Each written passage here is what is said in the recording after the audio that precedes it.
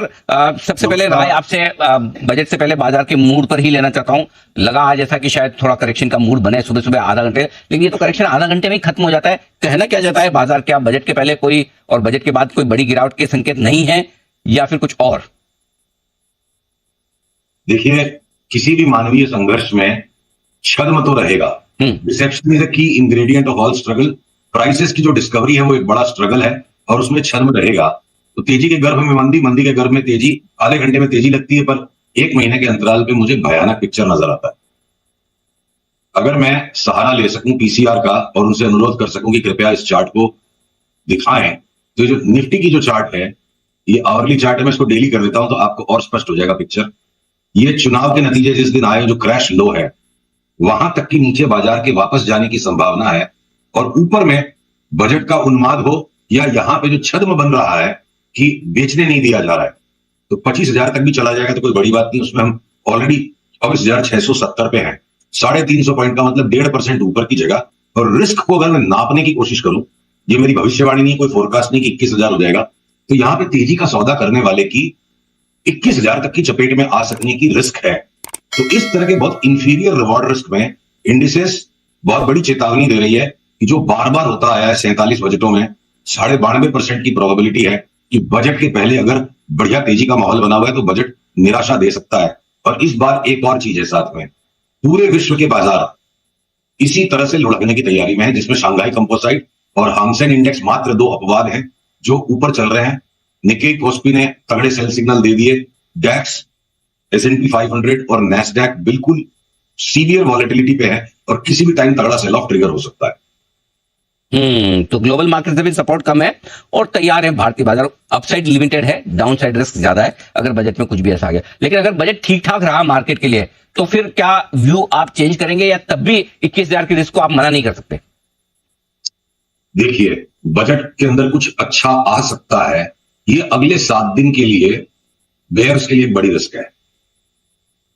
भले ही निफ्टी में एक बार 25,000 तक का ही प्रोजेक्शन दिखता है कि पॉसिबल है, वो पॉसिबिलिटी 25, 200, 300 भी हो जाए। इंडेक्स को छोड़िए, कुछ सर्टेन स्टॉक्स के अंदर हो सकता है बजट में ऐसा कुछ आ जाए कि शॉर्ट सेल करने वाले की धुलाई हो जाए। यह है 7 दिन का पर्सपेक्टिव। और एक बार बजट अगर अच्छा आ भी लेगा तो कितनी गुंजाइश है बजट में अच्छी चीजें करने की? मैं अगर इस दृष्टिकोण से सोचूं तो क्या भारत के बाजारों में बजट ऐसा कोई गरम मसाला डाल पाएगा कि जब बाकी के सारे मार्केट अगर ढेर हो जाएंगे एक साथ अगले 1-1.5 महीने में, तो बजट ऐसा क्या दे सकता है कि हम एंटी ग्रेविटी मूवमेंट क्रिएट कर रहे हैं? तो इसलिए घूम फिर के मैं बिल्कुल सतर्कता के माइंडसेट में हूं, और सतर्कता के अंदर एडवांस में पहले से नहीं बेचना है। निफ्टी अगर आज का लो तोड़ देता है तो निफ्टी में सेल सिग्नल आएगा और उसमें भी एक स्टॉप लॉस रखना पड़ेगा। अगर उसी तरह बैंक निफ्टी ने जो 7-8 दिन कमजोरी का रुख दिखा दिया, अगर ये चार्ट में दिखा पा रहा हूं बैंक निफ्टी की, तो अगर आज वापस बैंक निफ्टी तकरीबन 52,400 के नीचे अगर बंद नहीं आती है, तो जो भी हमने इसमें शॉर्ट सेलिंग की हम एक बार काट लेंगे कि छद्म का एक दूसरा लेयर आ जाए, जो भी भाई साहब कह के गए 54,200 हो सकता है, असंभव नहीं है। 54,200 क्या 54,400 भी हो सकता है। तो रोज की ट्रेडिंग के शॉर्ट सेल सिग्नल्स अलग हैं, और महीने, 1.5 महीने, 2 महीने के पर्सपेक्टिव में अनिल जी, हम FMCG और IT जिनको हम पकड़ के बैठे रहेंगे, बेचेंगे नहीं। हम A to Z चीज को बेचने के लिए तैयार है जैसे ही निफ्टी 24,500 के नीचे बंद दे दे। चाहे वो मेटल्स हो, चाहे बैंक्स हो, चाहे NBFCs हो, चाहे फार्मा के मेजर्स हो, और even oil and gas stocks में जो हमने तेजी बनाई हो सकता है हम उसको भी सरेंडर कर दें। FMCG और IT को हम 5-7 दिन मंदी का ट्रेंड इंडेक्स में चलने के बाद सोचेंगे बेचना है। और बेचने की शुरुआत आप बैंक निफ्टी से करेंगे, राइट? सॉरी, बेचने की शुरुआत आप बैंकिंग शेयरों से बैंक निफ्टी से करेंगे, करेक्ट?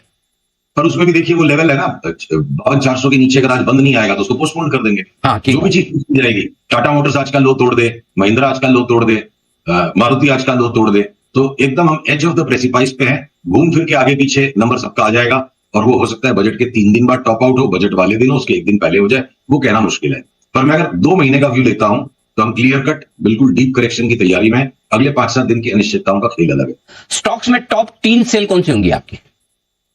अनिल जी, आवाज कट गई थी, माफ कीजिएगा। स्टॉक में टॉप 3 सेल स्टॉक कौन से होंगे आपके, जो सबसे पहले आप बेचना चाहेंगे? इतने सारे स्टॉक्स आपस में कंटेस्ट में लगे हैं कि कौन ज्यादा गिरेगा। तो बैंकों में देखिए, HDFC बैंक को छोड़ के फिलहाल, क्योंकि वो एक इंपॉर्टेंट फलक्रम पे है। आप चाहे ICICI के अंदर में 25-30% का करेक्शन आना मेरे को कोई बड़ी बात नहीं लगती है, मार्केट सेल ऑफ आ गया तो, या आप एक्सिस ले लो, खाली एक HDFC बैंक शॉर्ट टर्म के लिए असमंजस, और इंडसइंड बैंक को हम नहीं बेचेंगे, बाकी सारे बैंक को बेच देंगे। आगे आप ऑटोस पे तो किसको पहले बेचे, किसको नहीं बेचे, जिसको मन में आए वो बेच दो, जिसका सौदा ठीक बैठ जाए। तो अनिल जी, चाहे वो सन फार्मा हो, चाहे वो डॉक्टर रेड्डीज हो, चाहे वो बैंक्स के स्टॉक्स हो, चाहे वो आपके पीएसयूज के स्टॉक्स हो, मोर और लेस 2-4-5 दिन आगे पीछे अगर उस तरह का बड़ा करेक्शन बन गया तो धुलाई सबकी हो सकती है। ठीक बात है। और टॉप 3 बाय स्टॉक्स अगर कोई खरीदना चाहेंगे, कुछ है ऐसी लिस्ट में या फिलहाल अवॉइड?